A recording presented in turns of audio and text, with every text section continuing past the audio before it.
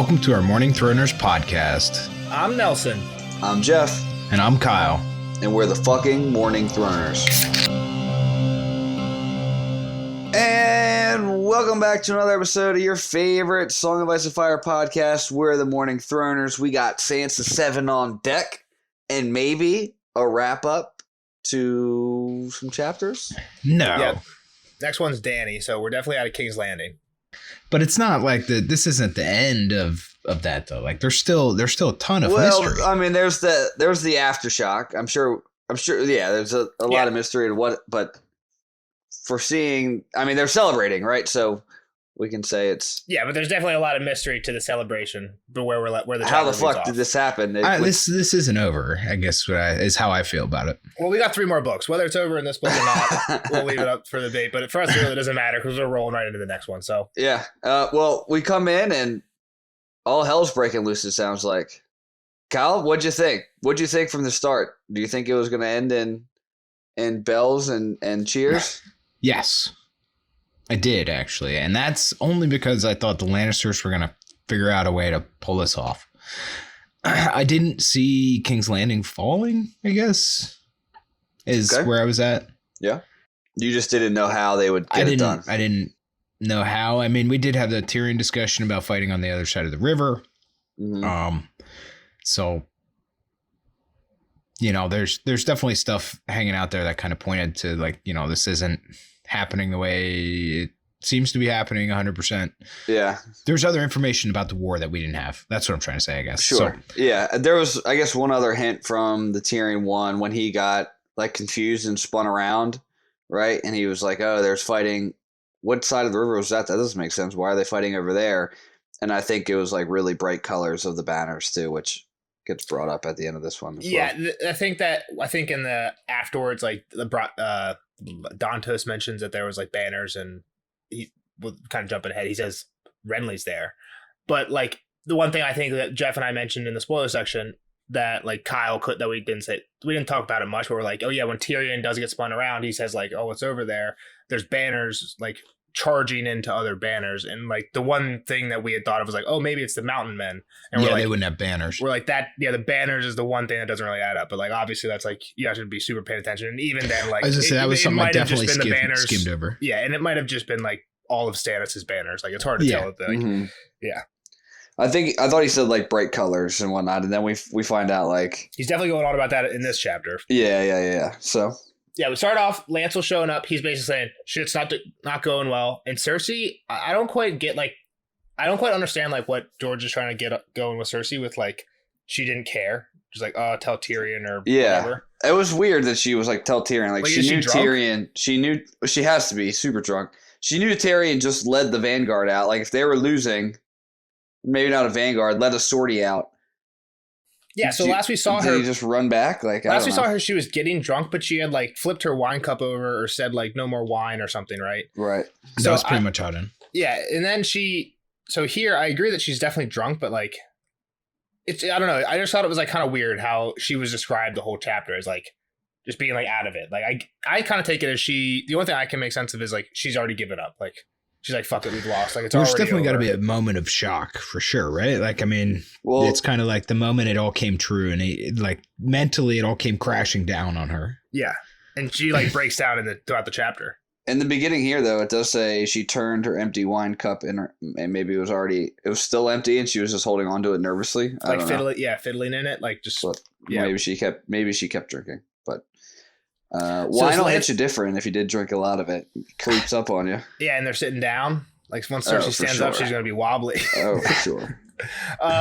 So Lance is coming in. He's like, bad news. Everything's looking bad. The main thing that he's yelling at her is like, why did you call Joffrey back? Like when you did, Gold Cloaks just, as soon as they saw him leaving, everyone dropped their shit and started chasing it. Yeah, running after him. Like wherever he's going, I'm going. So I don't know if she says it right away. Osney Kettleblack comes up and says there's fighting on both sides of the river.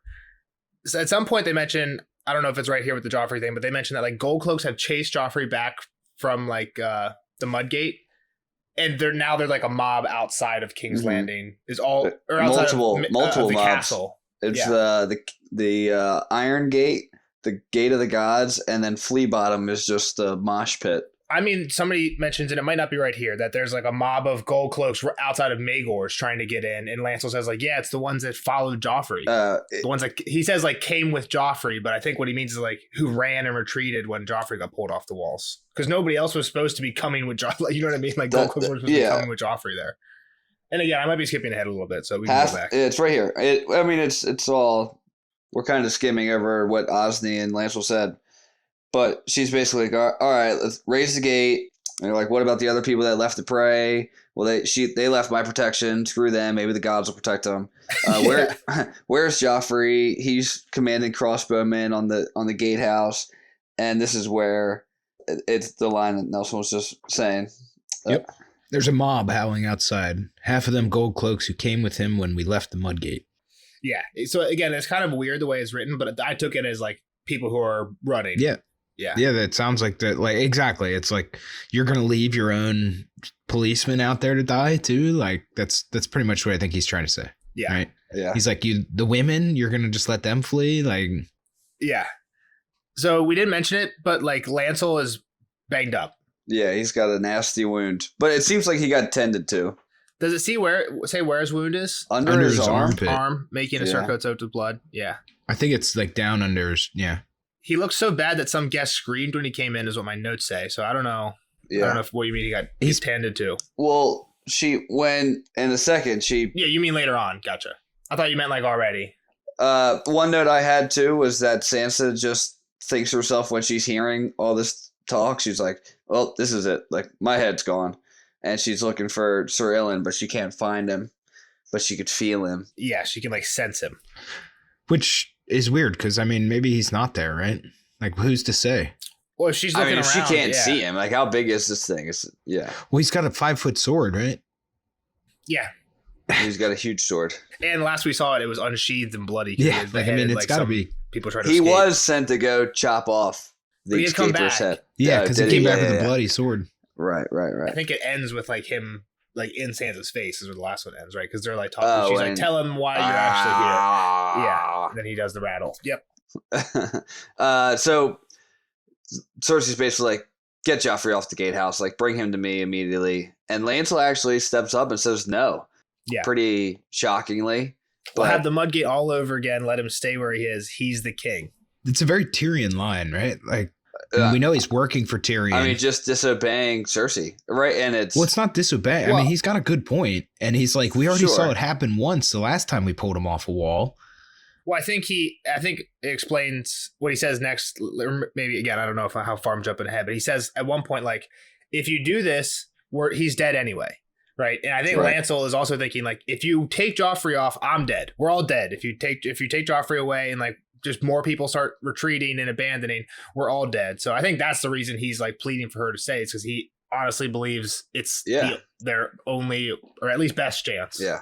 She then tells Osford to go get him because he must be well paid enough that he still listens. He's like, why are you still here? Like, who cares what Lancel says? Yeah, get the fuck out.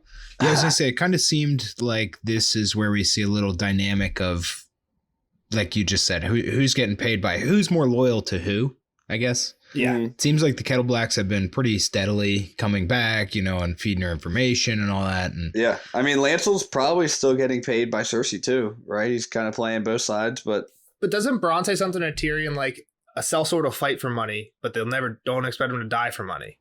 So here, I'm surprised, like, to you, what you're saying is like, I'm surprised, like, at some point, Osney would say, Cersei, you're throwing. Like, whatever you're commanding me to do would throw the battle, and I'm not going to give up my life like that. Unless he thinks, like, who cares if Stannis wins? He's not going out to fight right now. He's going out to grab Joffrey. He might just he could always just leave the doors and bail or join the mob. So I get that, but I guess what I'm saying is if there's intention on him to stay, and he actually thinks that Joffrey coming, like, if he thinks what Lancel seems to think, that Joffrey coming off the wall basically dooms everybody, then I don't know. I'd be surprised if he would carry it out. Is all I'm saying. Well, we don't know if he did. We have no clue what happened to Cersei, Joffrey, and whatnot. So Cersei gets up, leaves, shoves Lancel down to the ground. He starts bleeding, and everybody starts freaking out now. And Sansa thinks, though, now's my time, pretty much. She forgot about me. Like, she's preoccupied. Yeah. She, like, stormed out. She's pissed. Walked right by her. And people were like, what the fuck? Like, we lost. Where's she going? Are we dying? Yeah, and Sansa kind of listens to what Cersei had said before, right? Like the whole other chapter was like, here, you got to be a queen. Like you have to, do this thing to keep everybody safe.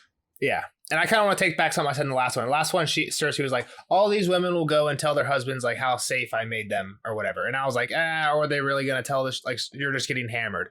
And then I realized here, like, they freak out when Cersei leaves. And I'm like, why do they really freak out? Like, she wasn't calming people down, right? She's just getting hammered. She's just a symbol. She's just a symbol that they were protected still. Well, yeah, exactly. Like, she's the most valuable woman in the city. So if they want to be protected, just adjacency. You want to be as close to that person as possible, basically. Yeah, if you're in the same bunker as her, like exactly. It's kind of what what we've been talking about all along. Yeah. If she's gone, everything's gone anyway. Right? Yeah. So I just wanted to I don't think I was thinking about that part of it. Like they were just I think they would be very grateful of Cersei, whether she was drunk as fuck or not, because I'm valuable. You just be near me because I'm valuable. I allowed you to be in my presence to be safe in this drawbridged up room. And I also fed you and let you drink and everything. Yeah. So Sansa steps up here and tries to be the lady of the room. Yep. Calms everybody down a little bit. People are like asking her questions that, how would she know this? Like, is my son alive? Is my husband alive? Like, come on. Like, no one cares. They don't even know where Tyrion's at right now. Yeah, exactly. We do hear that Mandon Moore's also lost, and earlier on we had when Lance was there, we basically got caught up to where we were. Like, Tyrion and Mandon were out on the bridge of ships when it broke apart. Balon got back in the city. The Hound, God knows where the fuck the Hound is. Who knows where he is? We do. Everything broke apart and fell apart. Yeah, and they're like pretty much like, this is our end. Yeah, Tyrion went down into the fiery wildfire. We'll never see him again. He was a great character. Pour one out for the little man. Deuces. So Sansa tells him like, oh, the king's alive. We're still fighting. Like everything's going good. Like, don't worry. The city is still standing. She just went out for a smoke break. She'll be back. Yeah, she just needed some air. And does she ask Moonboy to make him laugh or to do something? So Moonboy make us laugh. Exactly what she said. Moonboy starts juggling wine and some fall on his head and there's some nervous laughter. And she takes her seat back on the dais and gets a visit from Dantos. Is Dantos drunk already? Assume he's not sober. I don't know. He's on the job, but he has one of those jobs. I mean, all jobs in this time are your kind of jobs you can do drunk. They literally start drinking wine at breakfast. Well, his especially, right? As a fool, yeah. I mean, he doesn't seem super drunk though. Not yet. He is later though. Yeah. But he's at. We don't know how much time has passed. Yeah. So he has time there. Before Dantos does come up to her and talk, she helps Lancelot off the ground with some help from some serving men, and he's just like talking to himself like, madness, God's the imp was right. So he's just reflecting on probably him just saying if Joffrey leaves, like, we're fucked. Yeah, that's what I thought he was talking about too. And here's what you were saying earlier. She sends him to Franken, and she has this thought like, what am I doing? Like I'm helping the enemy right here. I should just let him die. Bleed. Yeah, exactly. Like, I should just let him die. I should be killing him, and I'm helping him. I'm sending him off to the Maester here. To be fair, I think, well, first off, she's Sansa, and a human, essentially. And she has very compassionate. That's the word I'm looking for. But it also does help her position here within the castle, I'd say, like inadvertently.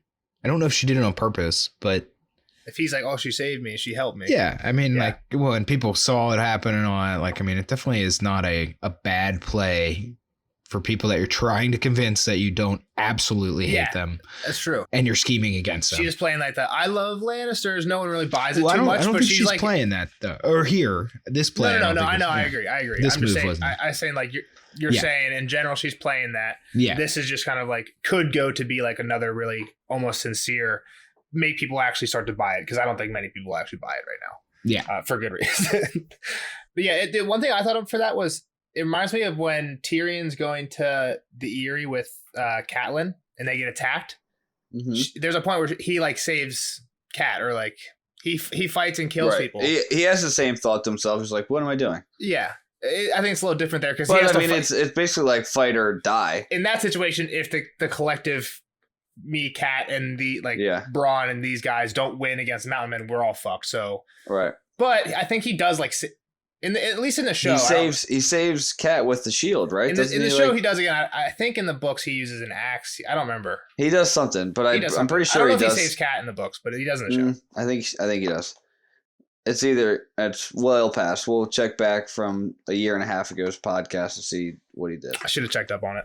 Yeah, minus by Bad you. Nelson. Especially if it was in your notes. That's a huge minus. So Dantos goes come up to her and he's like, "Hey, get out of here! Like, get up to your room, bar the door. It'll be safer up there." And he's kind of saying like this is gonna be our time here very briefly. Like we have a window when the city is just in utter chaos and nobody's gonna give a shit about you, right? Like that's kind of what he's thinking. I mean, does he tell her like pack her things up or No, but I mean like that's the whole point of them, right? Like no? their whole relationship is based on him getting her out of the town. That's the way I thought of this. Yeah, but it doesn't seem like kind of like to the Hound's point. She's like, you can't leave.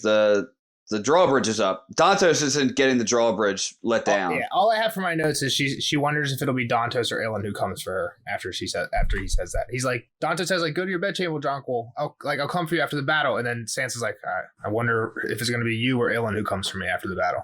That's all I have in my notes. So I'm not saying you're wrong. That's just if she said it, if she thinks that I don't have it. I just don't think they can escape Magor's. Like they're not going to lower the drawbridge for. She even says that to the Hound later when he's like, I'm going to leave, and she's like, you can't leave. Like, what do you mean?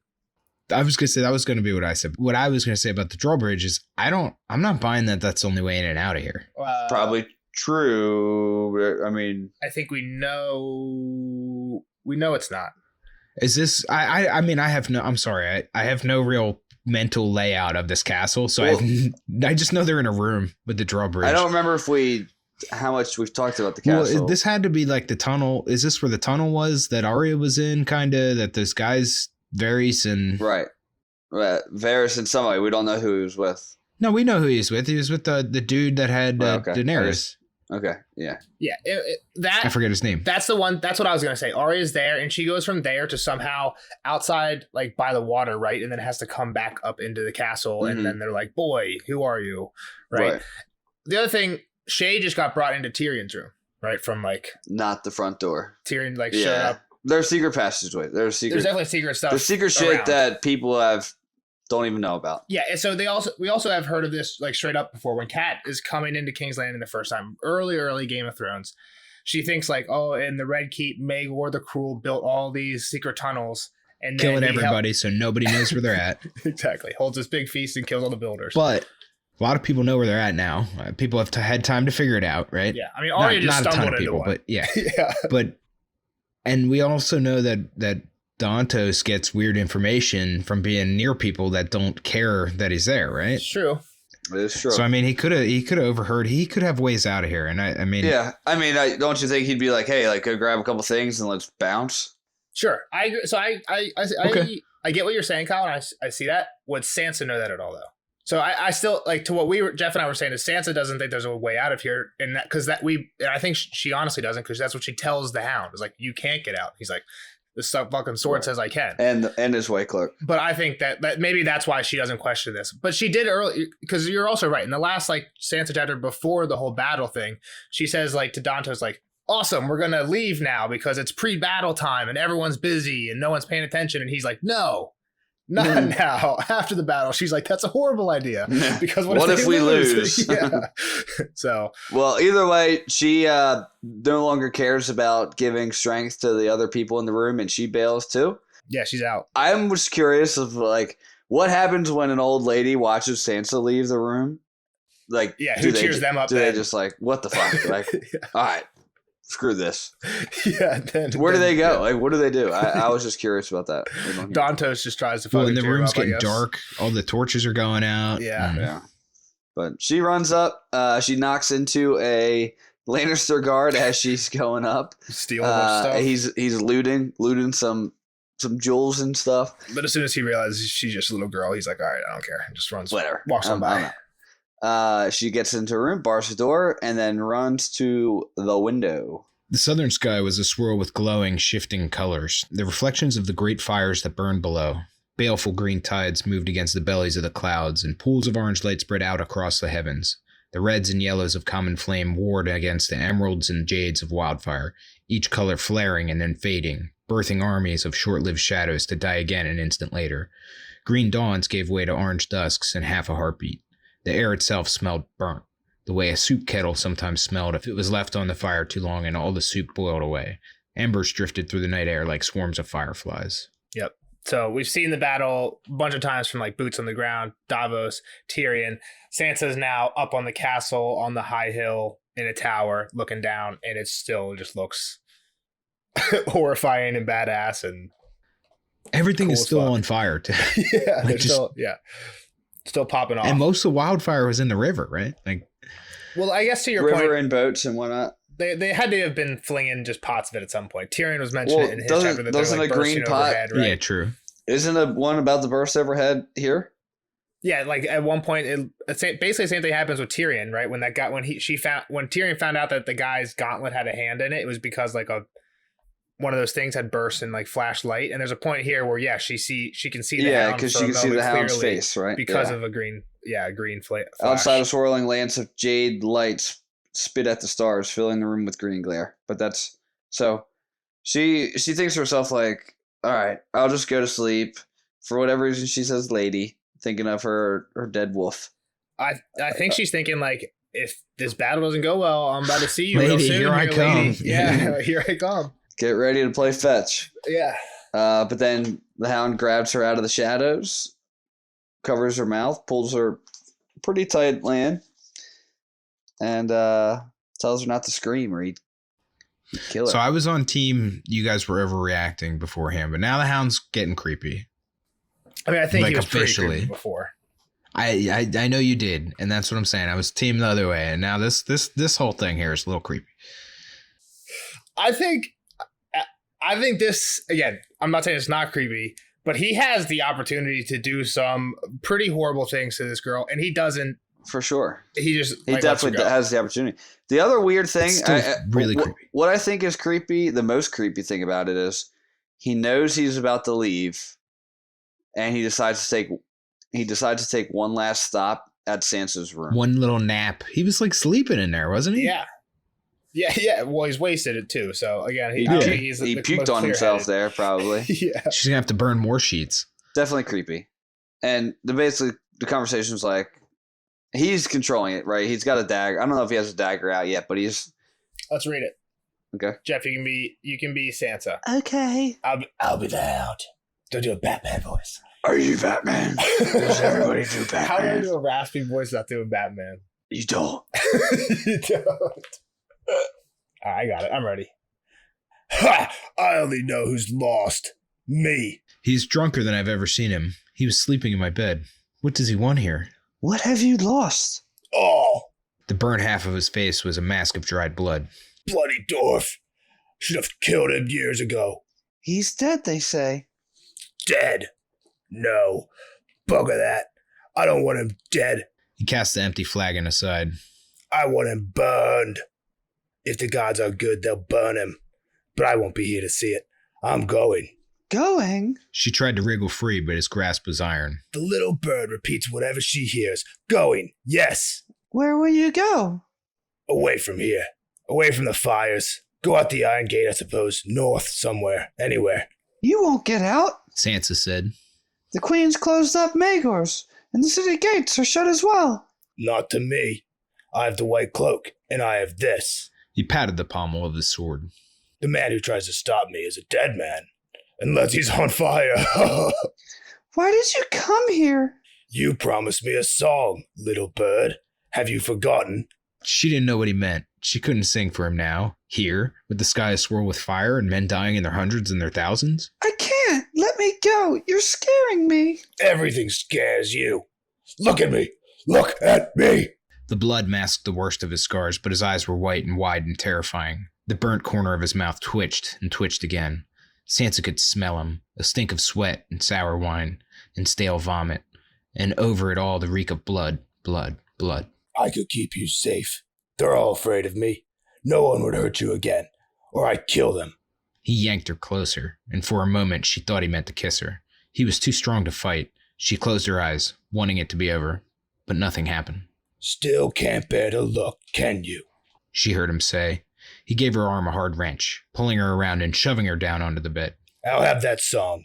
Florian and Jonquil, you said. His dagger was out, poised at her throat. Sing, little bird. Sing for your little life. Her throat was dry and tight with fear, and every song she had ever known had fled from her mind.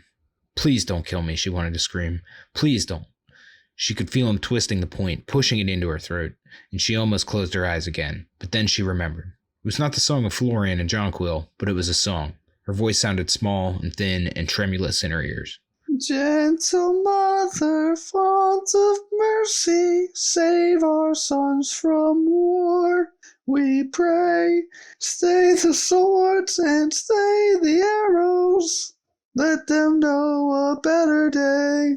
Gentle mother, strength of women, help our daughters through this fray. Soothe the wrath and tame the fury. Teach us all a kinder way. She had forgotten the other verses. When her voice trailed off, she feared he might kill her, but after a moment the hound took the blade from her throat, never speaking. Some instinct made her lift her hand and cup his cheek with her fingers. The room was too dark for her to see him, but she could feel the stickiness of the blood, and a wetness that was not blood. Little bird, He said once more, his voice raw and harsh as steel on stone. Then he rose from the bed. Sansa heard cloth ripping, followed by the softer sound of retreating footsteps. Yep. One thing is, he literally just said, I'm going to use my cloak to get out of here, and then he fucking rips it off and leaves it there. True. He still has his sword. I know. He's still like the hound, but still. Yeah. I will say, Jeff, me and you got into a little bit of a spat when I sang this the first time because we were trying to sing it together and then like we didn't have the tempo right. You sang it here with the commas, and I get it. It makes sense. Well, there's a reason that the commas are there. It might have been better than mine. Tempo wise, I think I still have the better singing voice. Fans Well, let I us know. sang it as a 13-year-old girl, so it was beautiful. And I I had a dagger to my throat. I Come did on. the look at me Batman thing. Look at me. I had to do Batman style. That was great. Let's talk about it. It's super weird, right? Like Weird as fuck. Why is he here? Like, you really wanted to hear this 2-verse song, and that was it. That was it. yeah, like there's a point where he like pulls her close. She closes her eyes, thinks she's about to get kissed, but then nothing happens, and he's just like upset that she's not looking at him, and then like weirdly demands a song. Well, Again, that's he how is the super Joker drunk. would have been if she wasn't Shit's looking at weird, his man. scars. Yeah, So let's just go back to the beginning when he says that he's lost and he's lost it all. What did he really lose? I wonder if he thinks that like after what he basically refusing to go out, like He's a coward dead. now. He's Well, a craven. even if the like the good guys win, like Lannisters being the good guys, even if they win, would he get killed for leaving the fight. for being like Maybe. they did the opposite of what a King's are to do? He didn't lose anything yet, but I guess he would if depending. Well, I think that's the point. He's like, I have to leave. I gotta also get kind out of think he I gotcha. probably mentally broke out there as well, right? Yeah, For sure. like that. How much he's a bigger and more badass version of all these other dudes who are following Joffrey from the walls, right? Who are like, fuck this shit. I'm done with this. Why am I trading my life for these fucks? And Tyrion's the one that is out there fighting. Yeah. Well, again, Tyrion, it makes sense why he's out there fighting. Like, everyone else can be like, why am I fighting for these fucks? Yeah. And Tyrion's like, I am one of these fucks. Yeah. He's one of the fucks. He has to be out there. Not has to, but it makes sense. Do you think the Hound would be? I guess the Kingsguard have survived New King, so Well, he's not the Kingsguard, though. Like, he is fucking Joffrey's man. Well, Right. and he is He is Kingsguard too. Kingsguard. I understand, but, like, I think his position goes beyond just being Kingsguard. Yeah. he's the King's dog. Yeah, Yeah, exactly. personal protector. So get rid of his ass. So, like, he's pretty high up on the list, I would say. Yeah. Yeah.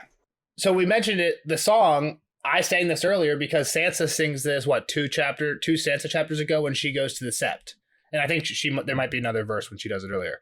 But this one, the one that you just sang, is just like, it basically gets the Hound from having a dagger in her throat and demanding a different song.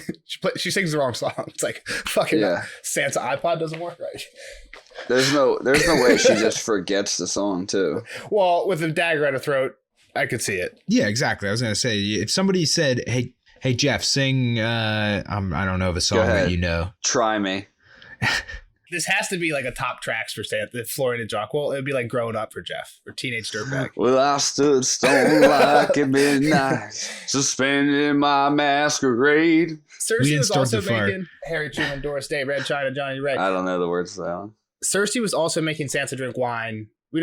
She made her drink, what, like 1 cup, maybe more off screen? Yeah, maybe 2. So then she touches his face and there's blood and something that's not blood. So he's crying, right? I mean, it's either crying or vomit, right? Spit. I took it as cry. It's probably crying, but So he bails. She realizes he left his cloak there, and she decides to cuddle with it on the floor. She gets out of her bed, To sit on the cold floor and cuddle. crawls out of her bed when she's alone. And Probably has a nice little blanket His too. bloodstained and smoky. And vomit. And vomit. He puked on it. didn't she open the window? Like, couldn't she close the window too? Yeah. She made it cold. That's weird stuff. All right. Wakes up to bells. Bells are ringing across the King's city. Landing alarm clock. Bing bong, bing bong. It's kind of like Whoville on Christmas. Well, at first it makes her think of Robert. Because we get that Right. we get the bells from the Sansa chapter, I think, when Robert's like Yeah. Sansa's the one that hears the bells. But like they were Robert sad does. bells. Yeah, so that's These what are she's happy hearing bells. here. Yeah, happy bells. These are happy bells. And there's cheers. That's the Whoville part. Yeah. I think there's no bells in Whoville. Maybe it's just a song that they started singing. Fa hu do re.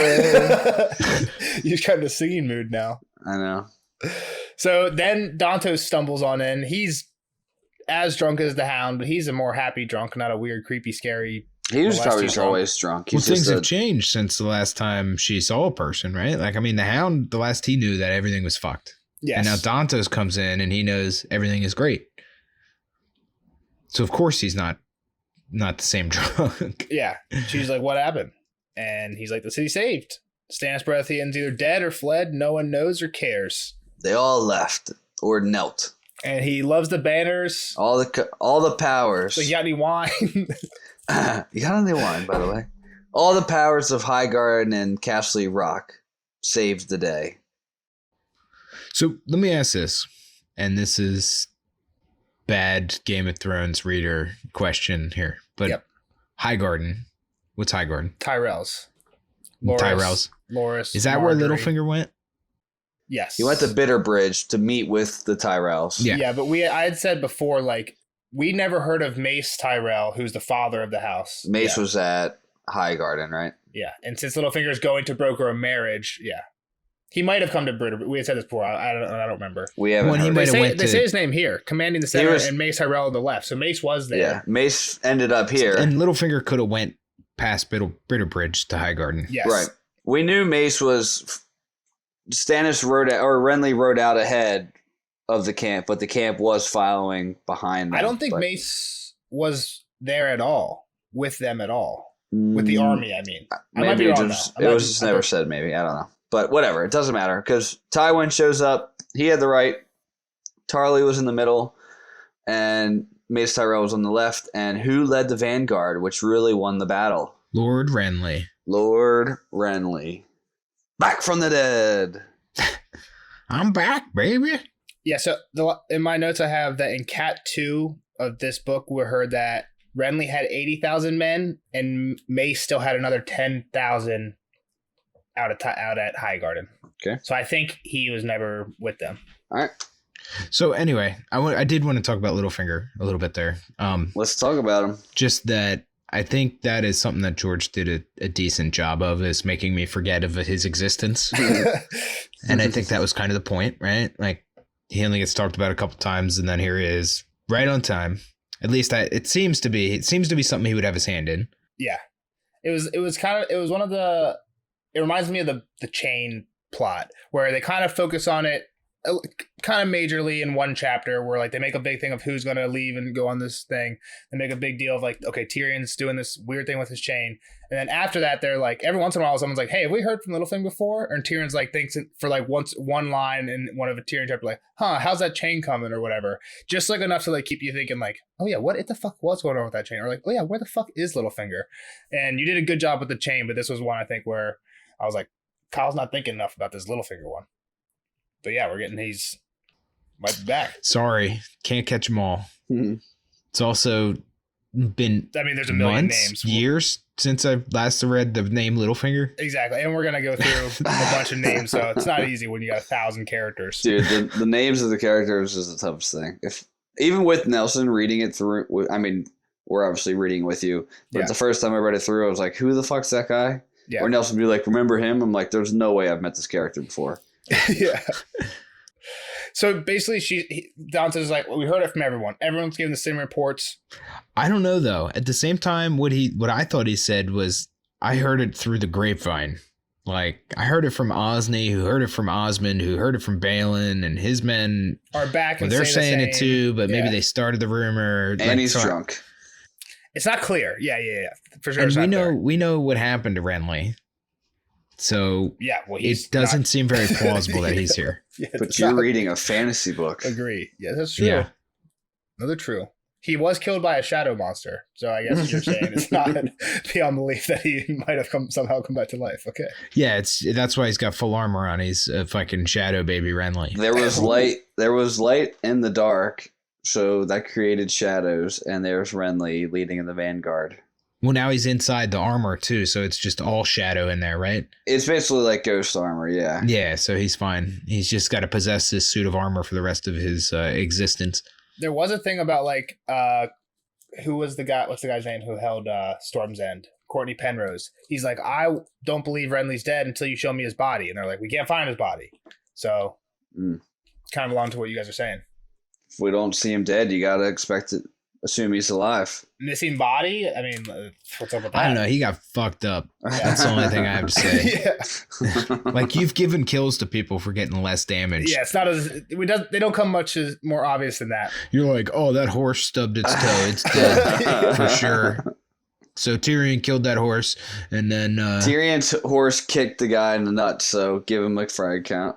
The houses we hear that were here are Marbrand, Rowan, Tarley's, Red Wine, and Oakhart's.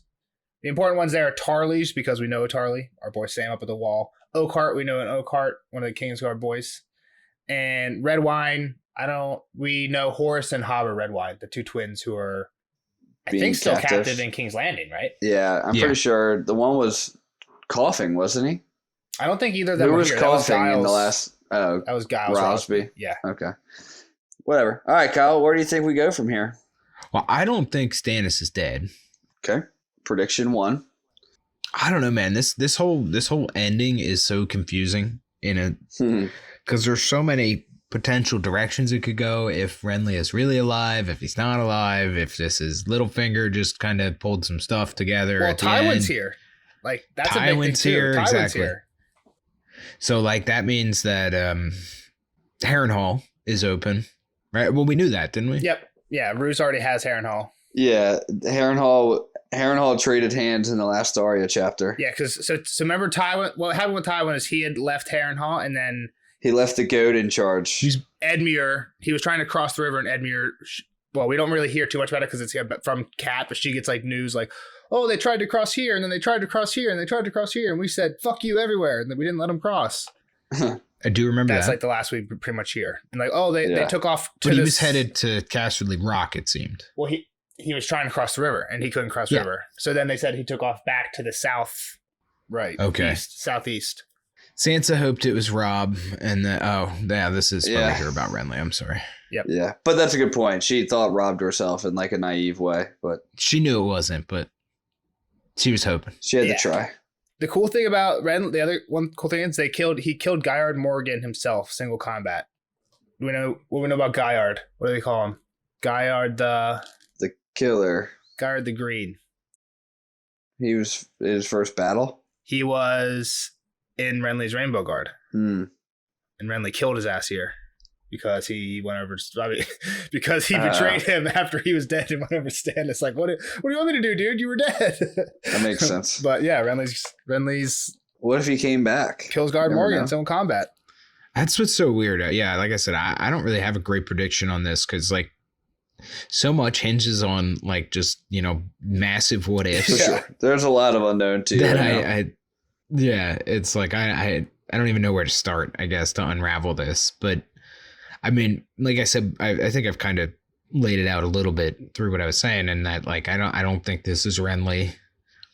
At least not in, I mean, in the trope, or at least in the trope of every other thing. When somebody comes back to life, it's, you know, they're not the same. Gotcha. Alrighty. But it is kind of strange that they managed to rally these other houses. But at the same time, like I said, that seems like the Littlefinger part. But then why is Renly there too? It's all very confusing. Well, Dantos also says like they start like his own men like started just bending the knee and like coming over right away when they saw like that it was Renly, right? Because most of Stannis's men. Yeah, well, he's back. Yeah, like this was my only other option. I'm back on your side now. Like I never left you. You were just his own men gone. had hardly fought. They say some ran, but more bent the knee and went over, shouting for Lord Renly. Just a bunch of turncloaks. What must Stannis have thought when he heard that? How could you double that? You double turncloaked. You turncloakers.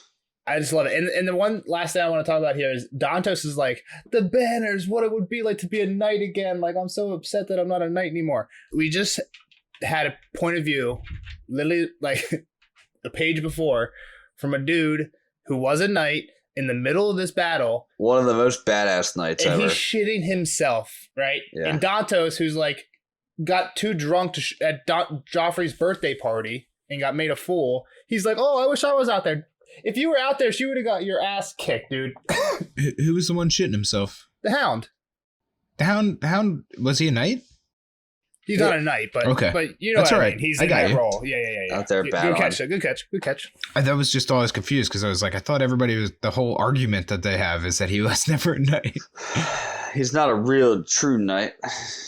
Yeah. No, don't worry. Nelson will edit that all out, so he's not wrong. That's not true. I'll leave the correction in. But yeah, dude, Dantos is full of shit. Now that it's like, oh, now that's over, like I definitely would have gotten that fight. Shut up, dude. Like you were never. He's not saying he would have done well, but he's just like, oh, it's just like he didn't think he would do bad. Well, he's glorifying it because he wasn't in it. It's kind of like what I take from it. Yeah, you wouldn't say now that it's over. You wouldn't say like, oh, I want to be in that fight if you thought you were gonna die in it. No, I got you. Why would he have wanted to be in the fight if he was going to die? I'm just saying he has like comes in here at the end of the chapter with like the normal Sansa perspective, right? Like she's kind of been like growing out of this perspective, her whole character arc. Like, oh, to be a knight. Think of the stories that are going to be told, the songs that are going to be written about these guys. Yeah, she's learning life isn't that. Even this battle in particular, she just saw the horrors of it looking out her window, and then in her room had a dude who experienced it and was like, "Oh, this sucks." And then Dante's was like, "Oh, it was amazing! It was so beautiful. The banners." He even starts with like ash, like he's like, "They must have been all covered in ashes, but the banners were probably beautiful." Like Dante's is a fool, dude. It was horrible. It was muddy and bloody, and nobody. Thousands of people just got burned to death and drowned in the river. Exactly. Yeah. He's a fool. He's a fool, and so is Nelson. So like I said, I don't really have a great concrete direction for this to go. It's pretty up in the air. I thought she was going to get out of here at some point. Doesn't seem like it. I don't see why Renly would be on the Lannister side either. Is the other kind of weird part about that whole thing. For sure. Because they were like literally enemies just a minute ago, or not a minute ago, but like just before he died. He was calling himself king. That was the next place that Renly was headed, was to the King's Landing, take it himself. Mm-hmm. Yeah. So I don't know. This army seems like it's at the very least gonna retake King's Landing for the Lannisters, or secure King's Landing for the Lannisters. Yeah. So you said if Stannis isn't dead, and again, if you don't know, it's kind of tough to make like predictions, but if he's not dead, then what's up with him? I think he's gonna go back to his lady, right? Like I knew he didn't want to use her a while ago, but I feel like he's gonna have to kind of drag her into this a little further. Well, kind of to that, like he never really didn't want to use her. He wanted to use her. They were just like, if you bring her, they're gonna give her all the glory and not you. Yeah. My bad. That's I misrepresented it. That's what I meant. I knew he didn't want to use her because he wanted it to be a clean, cheat-free victory, or at least perceived as a clean victory. Exactly. It's like when me and you play like the same single-player video game, and then you just like Google the answers. It's like, okay, just cool. Just send Shadow Babes in to kill everybody. Why don't you? I'm actually over here earning it with a sword and shield. You're so fucking dumb. Kyle's just Googling. You still are having this argument. Just another video game that you've never beaten. Super easy Elden Ring cheat. Easiest build ever. Give me a spell that just kills one-shots bosses. It's literally the same thing. And I'm over here, Robert Baratheon, sword and shield, battling it out. And that's why one of us has beaten the game and the other one is stuck at like level 1. And that's why Nelson? no one will remember your name. And that's why no one will remember. Nelson's literally never 100% of the game. I do get this sidetracked a lot. The new God of War is coming out soon. That's what I'm excited for. Oh, God. All right, come on. We're rambling. Last thing I wanted to ask about is, because we've been in King's Landing for so long, next chapter is Danny. Donnie back to Karth.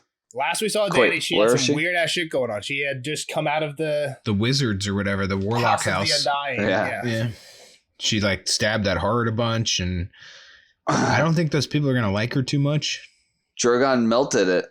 Yeah, again, Or- it's one of those things where it's kind of like hard to see, like, what is she going to do from here? She was like, before she went in there, she's like, this is my last option. So, like, I don't know what you're going to, like, how to kind of get a prediction. Yeah, I don't know what to expect. Didn't read any of it yet, so I'm looking forward to a little bit different story. Right? We've been following this one for the past little while. I like when we go back to Danny. I like when it's all together, but it wasn't, I don't think it was as impactful when we're reading it like a week apart. That's not actually together. Yeah. Should have done the battle of the Blackwater in just one episode. I was thinking like try and do like every day in a week, but it just came in a really bad time of the year. I got school, I got football, we got House of the Dragon. The most busy time of our... Yeah. All right. But yeah, that's all we got for this one. We'll see you guys in the next, we'll see Kyle in the next episode. We'll see the rest of you guys in the spoiler section. All right. Bye. See ya. Bye. Later, nerds.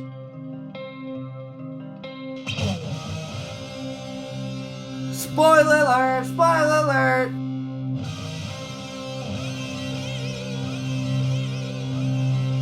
Spoiler alert! Spoiler alert! See you later, Kyle. Thanks for hanging out. Bye, Kyle. Now on to the spoiler section for Sansa 7. Jeff, any hot takes? All right, so we mentioned it. Kyle brought it up in his prediction for where does Stannis go from here if he is alive, because he predicted he's alive, which we know he is. He's going to start using his lady friend some more, Melisandre, and you mentioned that he actually wanted her here, and there's a mention in this chapter when she looks out, something like shadows were dancing in the flame for a quick second or so. So I just thought to myself, like, because at some point we're going to hear blah, blah, blah. If I was there, I could have helped you, I think she says to him. Well, yeah, and Davos gets mad because he's like, my sons were killed by the fire, and you're the fire lady, so fuck you. Mm-hmm. So Davos kind of pulls part of this against her.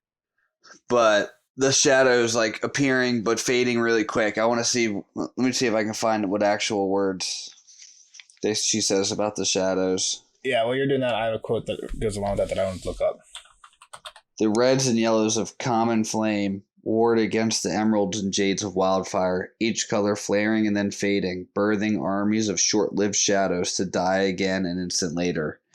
So it kind of makes it sound like Melisandre might have been trying to do some shit, but the wildfire allowed it to not be. Like she says, the green is stopping the red shadows and whatnot. So even if it's not like actual Melisandre trying to do something, it's definitely like a symbolic, like the shadows were dying. Yeah, and that's Stannis getting beat out by this wildfire. So, yeah, so even if I feel like it's probably tough for Melisandre to actually be doing something here with that, but it's definitely cool, and I think it's definitely on purpose by George trying to mean something there. The thing that reminded me of that I had was, I didn't know when to bring it up here, and I just completely forgot to bring it up in any of these chapters, but one of the things that Patchface has said, I think already, is under the sea, smoke rises and bubbles, flames burn green and blue and black. I know, Smoke rises and bubbles and flames burn green and blue and black. So we don't see any blue flames, but we see, or I guess black flames, but green flames. Maybe he's just on the black dark. water, blue water, dark. Black water. It's night green out. Flames. Maybe he's just a green seer and people just don't believe him because he's a fool. Like, you're thinking he's some, I don't know. Well, some prophet. You think he's a prophet of some god, and maybe he's just a green seer like jraijin. Well, again, I don't know what I think. I don't know what I think on a lot of the stuff. I like talking about the prophecies. Why can't he just be a green seer like jraijin? What's interesting to think about, if he's that, then like why doesn't he just like say it like jraijin does? And like because he was literally drowned. What was his story? Yeah, he was drowned and they just like washed up on a beach like 3 days later. Because he's crazy. That's why. But like That's weird. What? It's weird that he survived and is still here. Well, what's funny is Davos is about to do the same thing, and we're totally off topic right now with the patch face and Davos thing. But Davos We don't is about know to. what Davos did. Like, he didn't just wash ashore. He I probably mean, he was in the water and he's gonna wash up on a rock. he Get saved. swam. He swam to the rock. No, he got washed up on the rock. I think he says it. He's like, and it doesn't He even was make. floating. And he says like it doesn't make any sense how I got here. Like this is a very It's because he dangerous. blacked out. People black out in those types of. We'll deals see all when the we time. we'll see when we read his chapter in Storm Swords. But yeah, it's weird how Davos lands up on that rock. It's like a very. I think he. I don't even know. I don't know if he thinks about it, but I think it's meant to be like a weird patch facey thing. One thing you said, Lancel's like not that hurt here. He is very hurt here, and I don't. Maybe it's not as big of a deal in the show. I said maybe he was tended to a little bit. Like, it stopped bleeding at least. So here he's like bedridden. Like he can't. Like they're gonna marry him to someone, and like I think Tywin is gonna be like Tywin's like Tyrion, you got to marry Sansa, and he's like fuck no, and maybe Kevin's there, and he's like oh Kevin, then Lancel will do it, and he's like Lancel can't even stand right now, like, and then later we see him. I'm pretty sure his hair's like going gray and like falling out, like he like his wounds infected. He does end up. Where do they end up sending him? I think he ends up marrying somebody at Derry. And Yeah, being like I think the Lord you're right. of Castle Derry, and Jamie comes to see him. Right, But he's a psycho. He's a weirdo. he's hurt. He's like crippled and like kind of is really religious. Has become really religious. Yeah. But in the show, he's like religious, but stays very healthy and young and useful, and just like works as one of the sparrows. and goes to the Faith of the Septon, and Yeah, and there might be a connection between him and the Faith and of then Seven, he gets but so he's- close. He gets so close to stopping the wildfire, and blowing everybody up, Yeah, in the show, yes.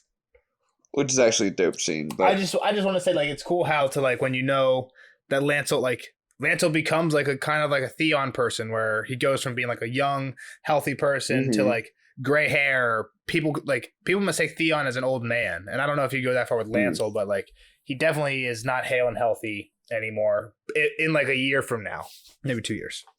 not a good-looking Lannister fella. So along those lines, I want to make a prediction, and it's kind of like off Okay. the wall because it's good. I guess this is like a Oh, Nelson God. prediction from Winds of Winter or Dream to Spring, and I don't know how this would come up at all, period, ever. And it's off a really small thing, but I feel like Let's hear what Preston said. I feel like Lancel is somehow going to help Sansa.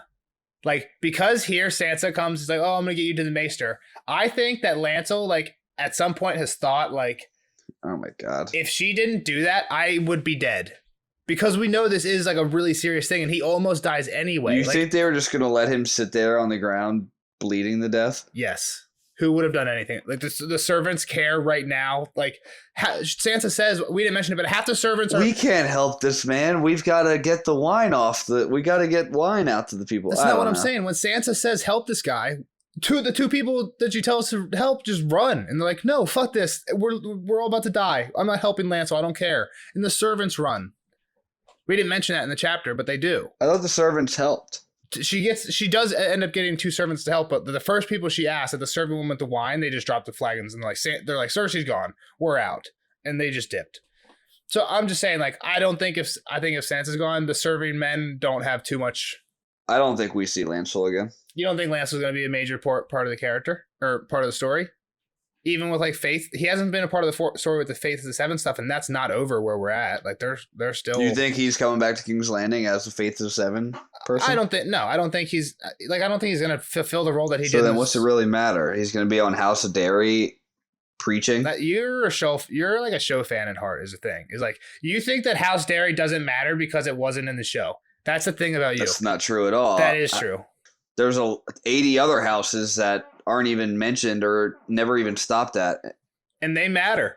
Okay, so then there's going to be 8 more books. We're never going to get done this goddamn thing. I think 2 is a stretch. I think if George thinks he can fit, I think people are way too far away. And there's way too much going on for George to pull this back together in 2 books. I think it's going to be at least 3. Yeah, way too much is going on for us to bring in House Dairy and Lancel Lannister to become major parts of the story. Think about it. Like Jamie had like at least half a chapter, if not an entire chapter. It might have been 2 chapters at Castle Dairy. There was already a stop at Castle Dairy on the way, like when Arya's wolf attacks Joffrey. Okay, and we know nobody else. All right, sure. So Castle Dairy's kind of cool. I'm just saying we have 3 chapters at Castle Dairy out of 400 chapters. Yeah, shut up. But that's more than most of those castles get. That's more than Castle Rock gets. Do the percentage on because it's in the way. It's literally because it's on the way. It's on the way from King's Landing to River Run or wherever. It's not on the way for Jamie. It might be. He goes out of the way, I think. It's his favorite cousin. He went out of the way for his favorite cousin. He goes there because Tyrion's saying Lancel fucked Cersei. Right. So he remembered. Tyrion has said that, and Jamie remembers it. And now Lancel's a psycho that won't testify against you don't her. like my prediction. We'll agree to disagree. Lancel's gonna be important later, and he's somehow gonna remember that Sansa helped him and help Sansa back. Prediction time. I doubt it. Nelson's prediction. She whispers lady. Weird. Do we know anybody else whispering direwolf names? Bran? Rob does it when he dies, and John does it when he dies. They both do it when they die. Sansa doesn't die.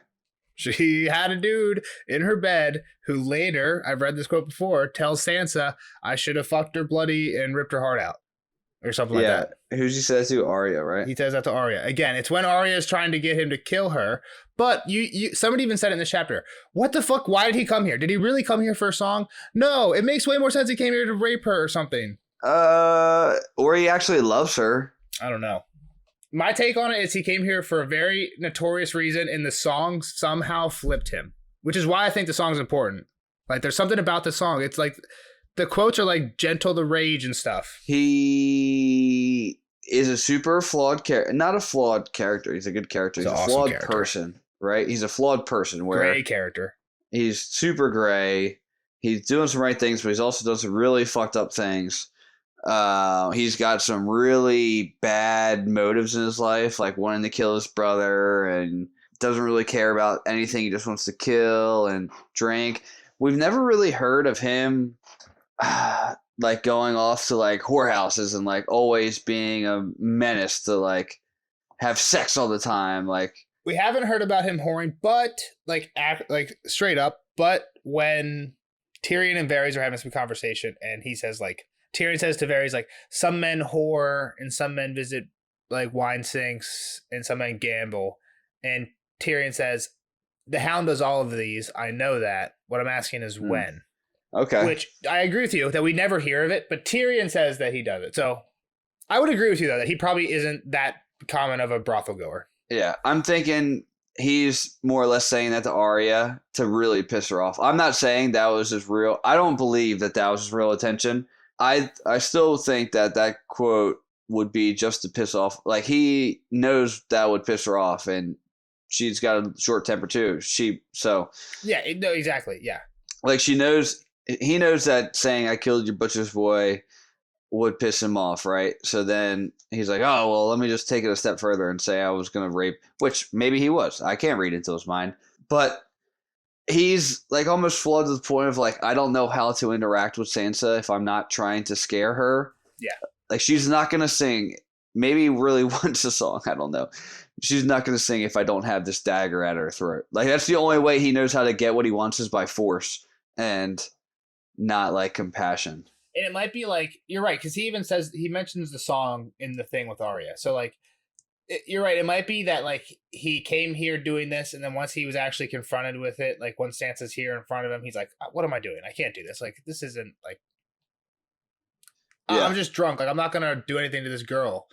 And he realizes that he's being stupid, thinking that I think he had to have gone there thinking he was going to do something bad to her. Well, I don't know. And then he snaps out of it at some point, but maybe it's not the song. I don't know. But at some point he snaps out, and I think that you're right. Maybe when he says sing the song, maybe he's just okay, I'm too far in. I need an excuse now of why I'm here. Let's go with this. And he just goes sing the fucking song so I can leave. Is right. That might be where he's at towards the end.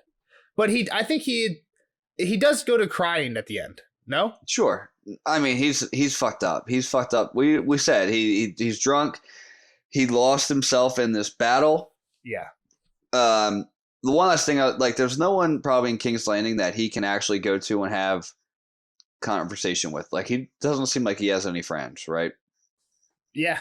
There's times where he's talking with Sansa and honest conversation, right? He's almost kind of taken. It's like Uber drivers. I think like Uber drivers say like, dude, there's something about being an Uber driver. Like people get in your car and the fact that they know they'll never see you again, they'll just tell they you just like, start talking. like I just cheated on my wife. Like I don't know what the fuck I'm gonna do. I don't like holy shit now. And like what? And you're just like, okay. Like I think there's some like I don't know if I've ever had that conversation or heard of conversations going that way. But you're right. You just get into those. But that's not really the point I'm getting with at Sansa. Like they've actually talked multiple times about stuff. Like I think to that point, to the Sansa thing, it's like I can say whatever I want because I can scare her into silence, right? So that's not where I'm coming from at all. I'm saying in his moment of darkest, I lost everything. There's one person that I actually could talk to, and kind of understood me. Let me go talk to her, and he just doesn't know how. Like every other time, he's basically scared her into talking to him. So he's like, maybe I just have to scare her right now into talking to me. I don't know. People think that there's a romantic thing there. I think that's kind of weird. I think it's more of a we haven't heard much about it yet, but we know something happened with his sister. Like the Hound had a sister and she died, and it's very suspicious. And most people think Gregor has something to do with it. I think that Sansa, and again, we don't know anything about his sister, so there's not much to go off here except for why the fuck does the Hound act like this? Let's think of a reason. The Hound has a dead sister. Maybe Sansa reminds him of his sister, and he like really wants to protect her. Like he offers to take her, right, at some point here. No? Well, he says, I could protect you. In the books, he's more, or I think in the show, he's more like, come with me right now or something like that. Yeah, I don't remember. But I'm just saying, like, it's definitely creepy. I'm not going to say that it's not. Well, this is the last they see each other. Yeah. You had a long time with Arya, but. Sure. And he never tries to rape her. Exactly, which is what I'm saying. I don't think it's I guess I'm contradicting myself. I think he goes there with ill intent. Maybe not for rape, but like to hurt her. But then at the end, I'm saying I think it's a sister thing. Why would he hurt her? I don't know. I guess if it's a sister thing, that doesn't make sense. I don't think he had intent to hurt or rape her. I just get the sense of a big flip from the song because he starts crying. I don't know. Something happened. Some maybe memory stuck to me. I don't hate the sister idea. If it's a sister, I just don't get that. Again, I like the sister thing. I just don't get why.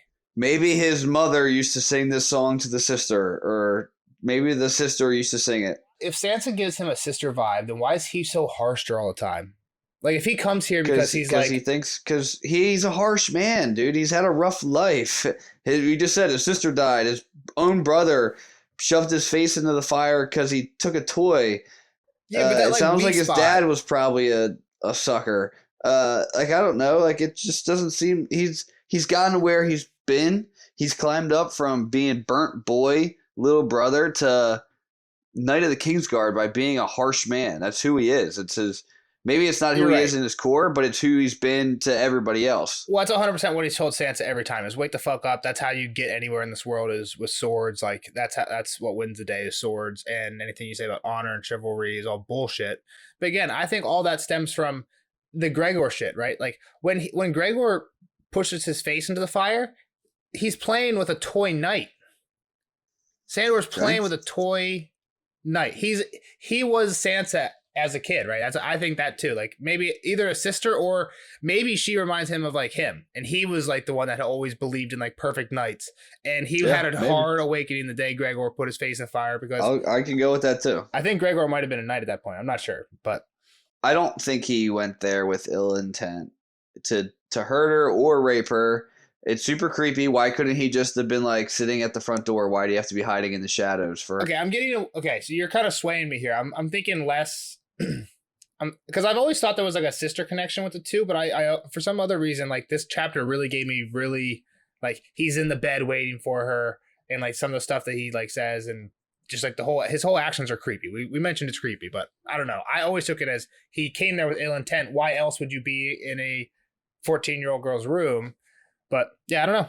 It's definitely an interesting scene. It's weird because we never see each other. So I guess kind of to my prediction earlier, I think Lancel's gonna come back. I think the Hound's also going to come back. What about the Hound for you? Where we see him leave off Gravedigger stuff, that's the latest theory. If not that, then he's just dead on the roadside where already left him. Are we going to see more of the actual Hound? I would hope he isn't dead on the roadside. Does he need to come back and fight his brother as the castle falls down? I don't know. I don't need that either, but I feel like there's been a lot of setup with him and Sansa and Arya for something to be paid off somewhere. Yeah, I would like the Hound to have to end up like sacrificing himself almost for Sansa or Arya. Like something happens and there's a battle, or he ends up dying to save the two of them. I don't know. Yeah, it's weird because it seems like kind of where he's at on the Quiet Isle as the Gravedigger is kind of a good ending for him. Like if that was the end of his story, I wouldn't be upset with it. Yeah, But it's also like I feel like there's been a ton of setup with both Sansa and Arya to just be like, how can there not be a payoff, some sort of payoff for some of this stuff? Like this is the last movie that like there's so many it's all questions, no answers. So but yeah, Right. I love this chapter. I think it's like the Hound thing is the biggest thing I love because like I said, last time we see him, just like super weird. What the heck is happening here? yeah. The Renly stuff. Kyle has no Yeah, idea. Kyle thinking like maybe thinking Renly's still alive is pretty funny. Yeah. It's tough because like we never really give him the right answer. I tried to like play on with it, like, well, you are reading a fantasy book, Yeah, and so, people do come back to life. He just doesn't know you're it right, yet. You're right. I just feel like we never like give him big hints like that towards the right answer. So No, when we give him big hints like and- that, he's like, even when he's like, "Oh, Renly's still alive," he never really believes it because he's like, "Wait, why would Jeff be hinting me at this if it was the real thing?" So Yeah. I'm not saying I don't know how to avoid that problem. I'm not saying we should give him big hints towards real things, but Like, oh yeah, dude, that can definitely I happen. think you did good. I think it was good. Good I just conversation. want to I just want to always contradict himself, so he keeps thinking. But yeah, so we find out that it's actually Tyrell wearing his armor. Yeah. I still think it's weird that it's not Loras, because it did hint at them two having a relationship. Yeah, but Garland is just way better. Yeah, I'm kind of curious of where Garland's story goes. Like, why isn't he a bigger piece of the story? So Loras is the third son. Garland's the second. And the oldest son is an injured old man. Yeah, he's a cripple who they try and marry Sansa to, I think. Willis. So Loras, we know, goes to siege Dragonstone, right? Yeah, and we hear he gets hurt, but we never like see him. And a lot of people, there's like a big theory that he never actually gets hurt. It's kind of like a lie that they're trying to set up. And Yeah. Where is they had like a plan Garland? first. Huh? Where's the middle brother? Where's the second son? I actually don't know. The last thing I remember is they see him training in a yard somewhere after all this is done. Sansa and Loras are walking somewhere and they see him and he's fighting against like 3 men at once. And Sansa's like, "What the fuck? What is he doing?" And Loras is like, "Yeah, he says like in real battle it's never 1-on-1, so he doesn't train that way." And I'm like, "Dude, this guy's just a legend." So you're like, "Yeah, That's pretty this cool. makes sense why this guy is wearing Garland's the armor." goat. But yeah, I don't have too much. We went I pretty don't long have anything already. else. Yeah, Yeah. again, good chapter. The last thing I want to think is this next chapter we have is Dany. And first off, my favorite character shows up, Strong Belwas. Strong Belwas. And you know who he shows Does up he with? come? He comes with Arston. Greybeard. Arston. Whitebeard. Do you think Kyle will have a clue on Whitebeard? Well, Arston is just Barristan without the B and I. Isn't I don't know. He's not gonna have a clue. He did say the one time, like, where's that guy? So kind of off topic, but I feel like there's a decent amount of people who listen to this and are diehard fans listen to this and our House of the Dragon stuff. When Arston shows up, and I guess we will probably just talk about it next week because House of the Dragon will still be one next week, but I read it. I took notes on Dany already. When he shows up, he's speaking Valyrian. Well, he was Kingsguard to Targaryen kings, so. So now let's talk about House of the Dragon. If Barristan is speaking High Valyrian, then what the fuck? How come only Rhaenyra and Daemon and Viserys speak High Valyrian? Like, shouldn't everyone at court? No, I mean, you want it to be like your secret language, like. Well, that's what I'm saying, but Barristan knows it. And Well, apparently, obviously, Barristan was taught it by somebody, or could you read it? Like, and I heard that in royal courts, they did speak a different language. Like, they would speak like French in royal courts instead of English or something like that sometimes. To kind of be sense. like, but like all the court would speak it. And it was just like a fancier language or whatever. So I don't know. And it seems like that's how it was in the books. And I'm like, why the fuck doesn't like Kristen Cole speak Valyrian? Like Kristen Cole should be fucking brushing up on his Valyrian. He just started. I don't know. Yeah, I don't know. And again, who knows? Maybe Barristan was just like a super rare case where he's like, I mean, we know he basically served for so long, like probably picked up on a little bit along the way, first of all. Yeah, I don't know anything about him speaking High Valyrian, so I'll have to see about that. I just thought it was weird how I was like, huh? Because kind of like when I read it, I was like, that was the first thing I thought was what you said. It's like, oh, he served a king. It makes sense. But then I was like, wait a minute. I'm watching a show right now where in the middle of Targaryen rule, it's all Targaryens and nobody speaks Valyrian except for them. So why does Barristan speak here? But yeah, All right. I'm just interested to see if Kyle picks up on it or not. I think he might. He mentioned recently in like one of the last. He three did chapters- mention like he did, and I was like, how the fuck does he remember who that is? Yeah, so I don't know. I think it's gonna be tough, but Barristan doesn't keep quiet. He's spewing. He's like, oh, I know so much about Westeros. Blah blah blah blah blah. Rhaegar was this. Rhaegar was that. So like, I think it'll raise a few eyebrows, but we'll see. We'll see All in the right, next one. well, let's see how on Kyle's toes. How on. All right, see you next time. Bye guys.